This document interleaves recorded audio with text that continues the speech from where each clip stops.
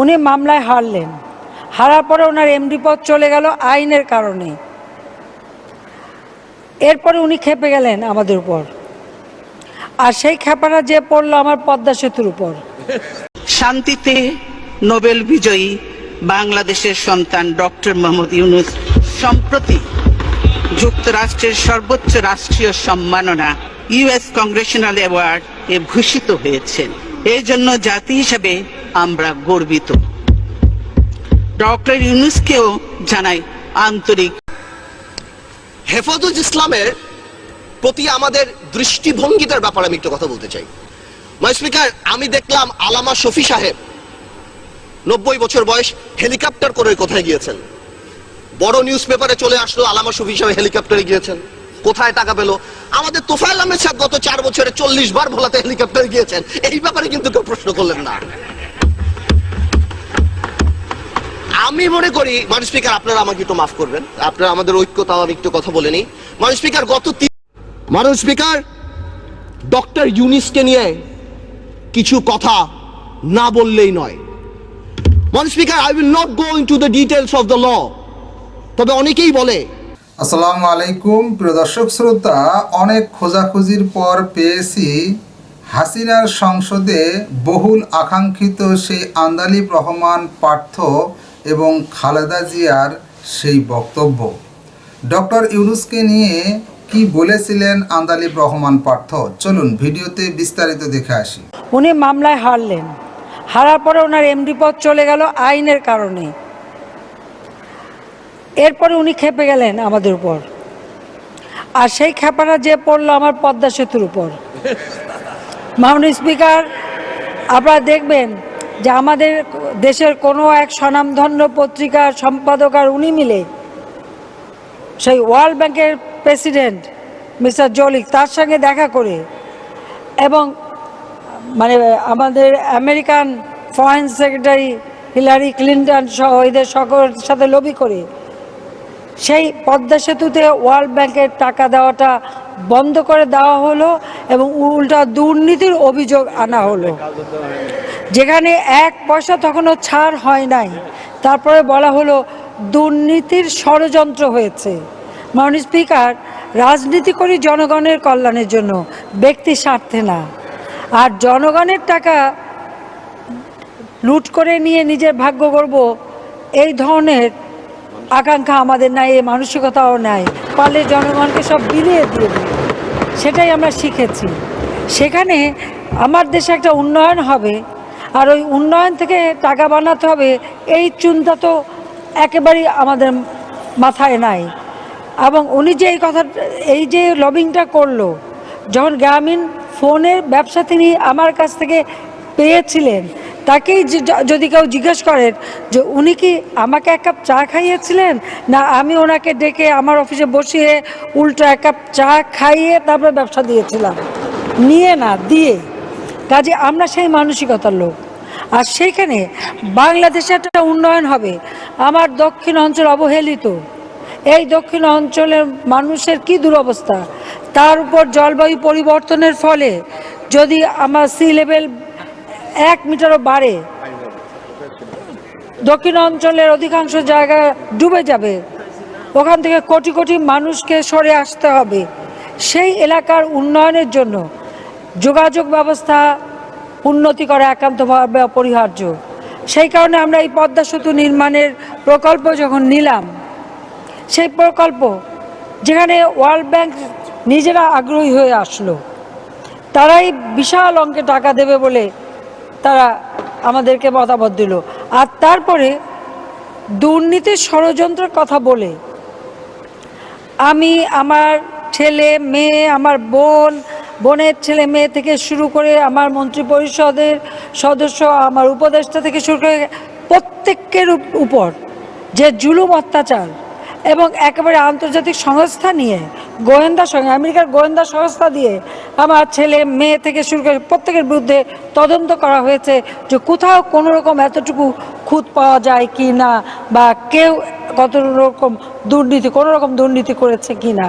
এইভাবে তারা চেষ্টা করলো দুর্নীতির সূত্র বের করতে, কিছুই বের করতে পারলো না। সেই জোরটা মনে ছিল বলেই আমি চ্যালেঞ্জ হিসেবে নিয়েছিলাম। চ্যালেঞ্জ হিসেবে নিয়েই বলেছিলাম যে ওই ওয়ার্ল্ড ব্যাংকের টাকা আর আমরা করবো না। যারা এই ধরনের কান কথা শুনে একটা উন্নয়নের প্রকল্প টাকা বন্ধ করে দিতে পারে, আর যে মানুষ তার দেশের প্রতি কী ভালোবাসা আছে, দেশের প্রতি কতটুকু দরদ আছে, ওই গরিবের হাড় মাংস রক্ত ঝরানোর টাকা দিয়ে যে বড়লোকিপানা করে, তার আবার দেশের প্রতি ভালোবাসা থাকবে কোত্থেকে? কাজে পদ্মা শুধু বন্ধ হওয়াতে মহা খুশি, বন্ধ করে দিয়েছিল, কিন্তু আমরা সেই চ্যালেঞ্জ নিয়েছি, আমরা নিজের অর্থে করছি। আবার যখন 2007 সালে এমার্জেন্সি হলো, যখন ইয়াজউদ্দিন সাহেব আমাকে অ্যারেস্ট, আমি তখন বিরোধী দলে, ক্ষমতা নিল খালেদা জিয়ার হাত থেকে, কিন্তু এমার্জেন্সি সরকার অর্থাৎ ফখরুদ্দিন ইয়াজউদ্দিন সরকার সবার আগে গ্রেপ্তার করলো আমাকে, মামলা দিল আমার বিরুদ্ধে বেশি, ঘন ঘন কোর্টে মামলা উঠে আমার বিরুদ্ধে। তা আমার উপরই যেন জুলুমটা বেশি শুরু হলো, আর এই গ্রেপ্তার করলো দেখে ইয়াজউদ্দিন সরকারকে A+, ডাবল A+ দিয়ে দিল। কে দিল? এই ভদ্রলোকে যে দিয়ে আসলো। এবং তখন উনি একটা দলও করতে গেলেন, দল করতে গেলেন, সেই সম্পাদক সাহেব আর উনি মিলে শুরু করলেন দল গঠন করবে, কিন্তু সেখানেও ব্যর্থ হলো, কারণ জনগণের কাছ থেকে সাড়া পায়নি, কারণ সুদখোরের ডাকে কেউ সাড়া দেয় না, এটা হলো বাস্তবতা। কারণ সেটাও যদি জনগণের কাজে লাগে তাই। তো যাই হোক, অনেকগুলি কথা বলে ফেলাম, আমি কখনো মুখ খুলি না, কারণ কিছু বলতে গেলেই সব দোষ আমার উপরে এসে পড়ে। কারণ বললাম তো আমি, যে কিছু লোক থাকে হাজার অন্যায় করুক, হাজার পাপ করুক, তাদের দোষ যেন দোষই না, এটাই হচ্ছে দুর্ভাগ্য, এটাই আমি দেখি। সেজন্য আমি মুখ থেকে কিছু সহসা কিছু বলি না।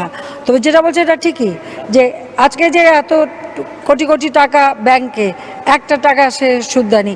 গ্রামীণ ব্যাংক সুদমুক্ত ছিল, এটা ঠিক, কিন্তু তার সাথে নিয়ে যে আরও 40-50টা কোম্পানি তৈরি করেছে, ব্যবসা প্রতিষ্ঠান গড়ে তুলেছে, সেগুলি তো আর সুদমুক্ত না।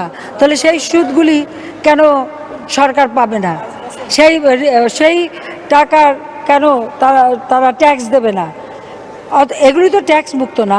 গ্রামীণ ব্যাংকটা ট্যাক্স মুক্ত ছিল, শুধু গ্রামীণ ব্যাংক, কিন্তু এই গ্রামীণ ব্যাংকে দোহাই দিয়ে বা ওই নাম ব্যবহার করে কতগুলি ব্যবসা প্রতিষ্ঠান গড়ে তুলেছে, কোনোটার ট্যাক্স দেয়নি।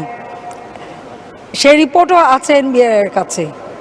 আর নিজের যে টাকা, এখন যে ফিক্সড ডিপোজিট, কোথা থেকে এই টাকা এসেছে সে হিসাবও তো দিতে পারেনি।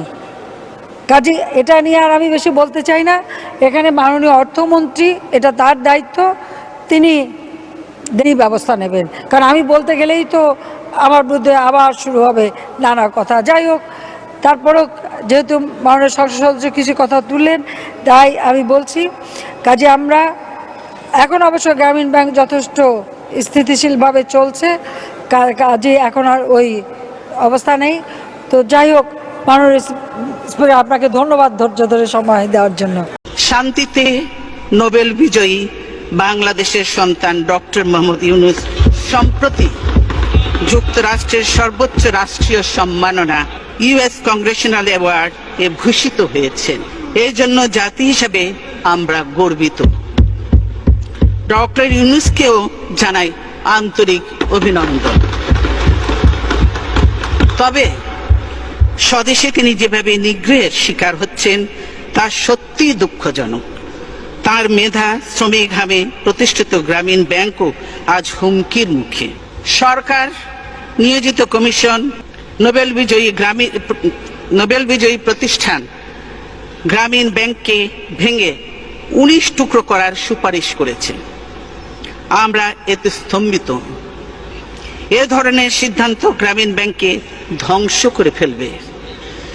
ক্ষুদ্র ঋণের মাধ্যমে নারীর ক্ষমতায়নে এই ব্যাংক গুরুত্বপূর্ণ ভূমিকা পালন করে চলেছে।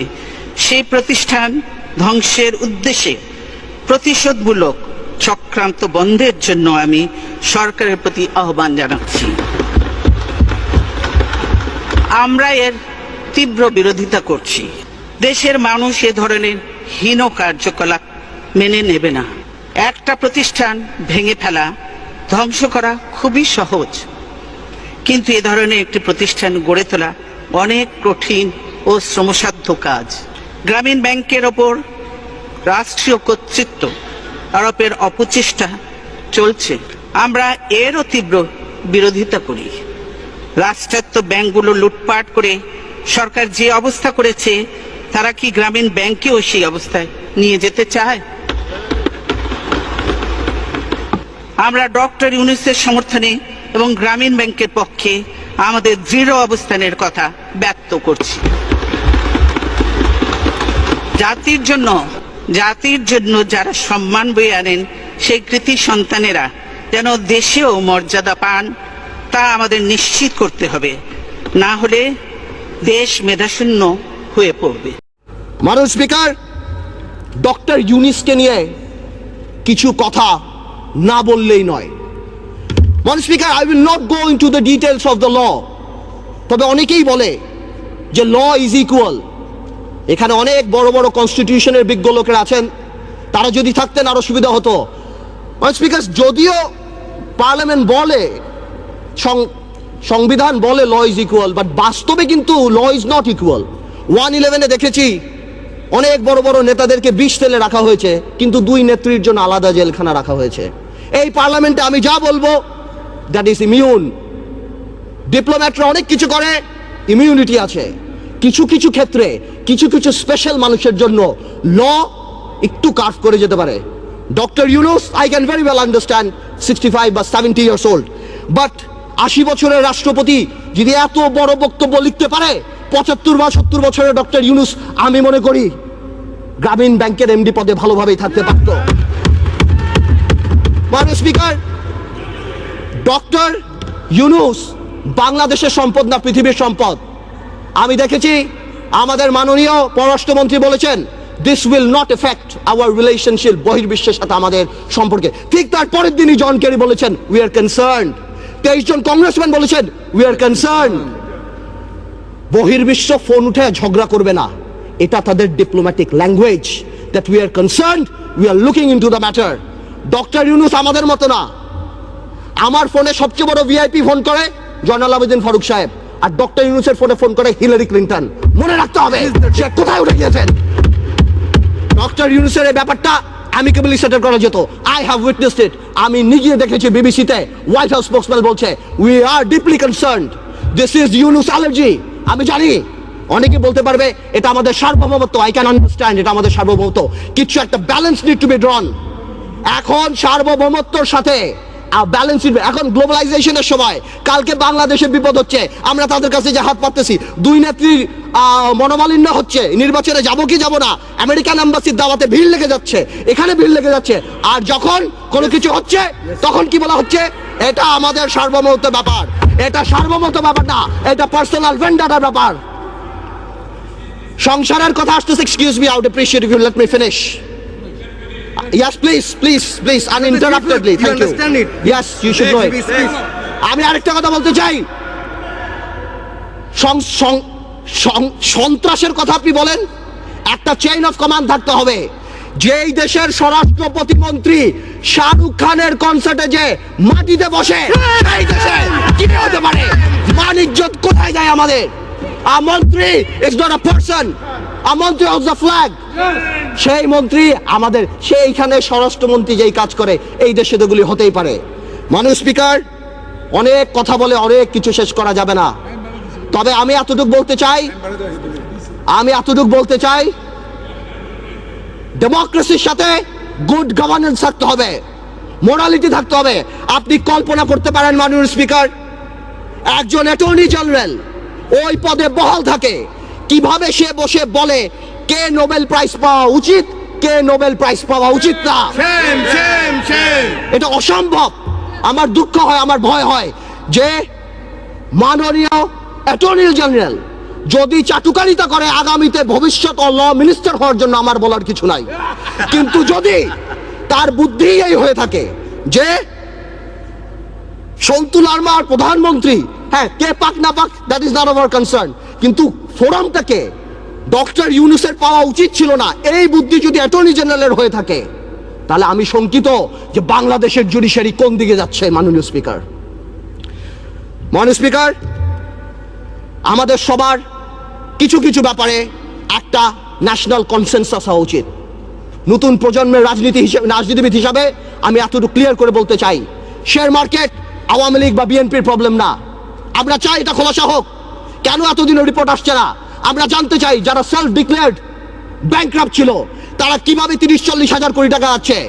আমাদের টেলিফোন যদি ট্যাপ করা হয় আমরা জানতে চাই সেই দরবেশ আর সেই মুরিদদের টেলিফোন কেন ট্যাপ করা হয় না, আমরা জানতে পাই ফোনগুলি কোথায় যায়। এবং আপনার সমন্বয়হীনতার ব্যাপার দেখেন, সরকার যখন বলে ডাইরেক্টলি এর মধ্যে বিরোধী দল ইনভলভ, ঠিক সেই মুহূর্তে আমাদের মোস্তফা কামাল সাহেব যে অর্থনীতি মন্ত্রণালয়ের সংসদীয় কমিটির চেয়ারম্যান, সে ডাইরেক্টলি বলে আমার কাছে তেমন কোনো ইনফরমেশন নাই, আমি তো জানি না। What a mockery! এটা প্রধানমন্ত্রী রাজনৈতিক স্টেটমেন্ট দিয়েছে, উনি ইনফরমেশন দিবে কিভাবে? মাননীয় স্পিকার, প্রথম আলোতে দেখলাম ওনার কোম্পানির 10 টাকা শেয়ার নাকি 290 টাকা হয়েছে। উনি মাশাআল্লাহ 1200 কোটি টাকা কামিয়েছেন, আলহামদুলিল্লাহ। এই টাকা দিয়ে করবে কি? 1200 কোটি টাকা দিয়ে বানিয়েছেন।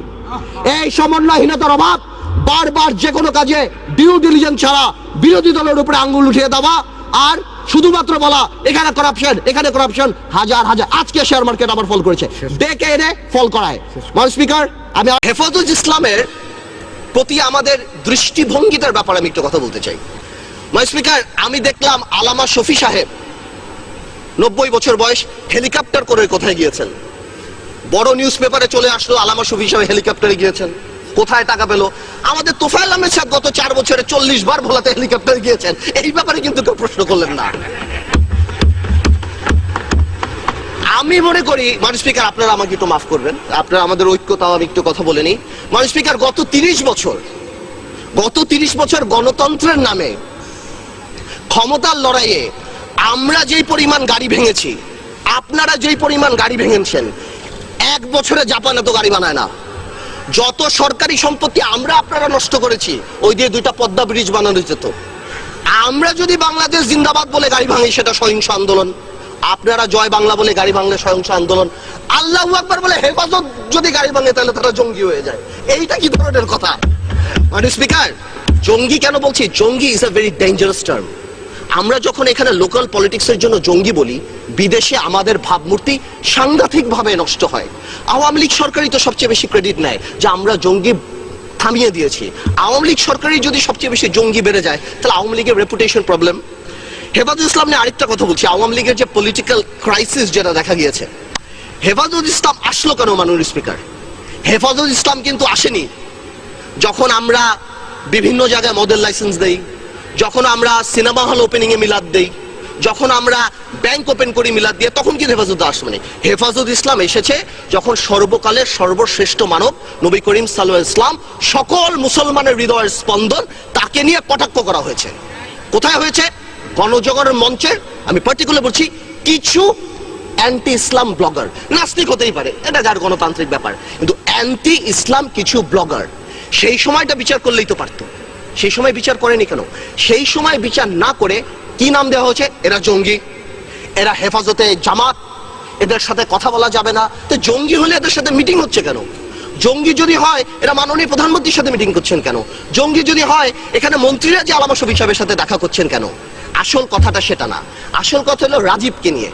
রাজীব যিনি মারা গিয়েছিলেন, আই উইল নট গো, আমি বলবো না রাজীব অ্যান্টি মুসলিম, নাস্তিক, কি ছিল না ছিল, কিন্তু there was a controversy because 886/2012 writ পিটিশনে সেই থাবা বাবা নিয়ে কথা ছিল। আমার দেশের মাহমুদুর রহমান সাহেবকে অ্যারেস্ট করা হয়েছে, যদি কি কারণে অ্যারেস্ট করা হয়েছে সেটা আমি পরে আসছি, বাট এটাকে তো কেউ কোনোদিন মানা করেনি যে না এটা মিথ্যা কথা। হ্যাঁ, সরকারের তরফ থেকে অনেকে মিডিয়াতে বলেছেন যে না, কি করা হয়েছে, এটাকে নতুন করে বানানো হয়েছে, এটা আসলে এরকম ছিল না। আসলে ব্যাপারটা কি, যদি নতুন করেই বানানো হয়, থাবা বাবা যদি আসলে রাজীবের না হয়ে থাকে, তাহলে ওটা কেন সত্য হবে যে ওই 4 জন যারা মার্ডার করলো তারা ওই থাবা বাবা পরে রাজীবকে মার্ডার করলো? তার মানে থাবা বাবা আগেই ছিল। আওয়ামী লীগের টেকনিক্যাল প্রবলেম হয়ে গেছে। এই অ্যান্টি ইসলাম লোককে আওয়ামী লীগ এখানে শোক প্রস্তাব দিয়ে আওয়ামী লীগ জাতীয় বীর বানিয়েছে, এবং বাংলাদেশে যে নবী করিম সাল্লাল্লাহু আলাইহি ওয়াসাল্লামকে কটাক্ষ করে গেছে তাকে এই পার্লামেন্টে জাতীয় বীরের মর্যাদা দিয়েছে। অ্যাজ ইফ মন্ত্রীরা শার্লক হোমস, কেউ মারা যাওয়ার 1 ঘন্টার মধ্যে যে মন্ত্রীরা বলে দিচ্ছে এটা এ মেরেছে, এটা ও মেরেছে। তো জামাত ইসলামী যে খুব, শিবির যে খুব ভালো আমি তা বলছি না, কিন্তু শিবির যদি মেরে থাকে, আমার কথা চলো, এবং এতে যদি জামাত ইসলামী রাজনীতি না করতে পারে, তাহলে বিশ্বজিৎ মারা যাওয়ার পর ছাত্রলীগ কিভাবে রাজনীতি করে বাংলাদেশে? আমার প্রশ্ন সেটা।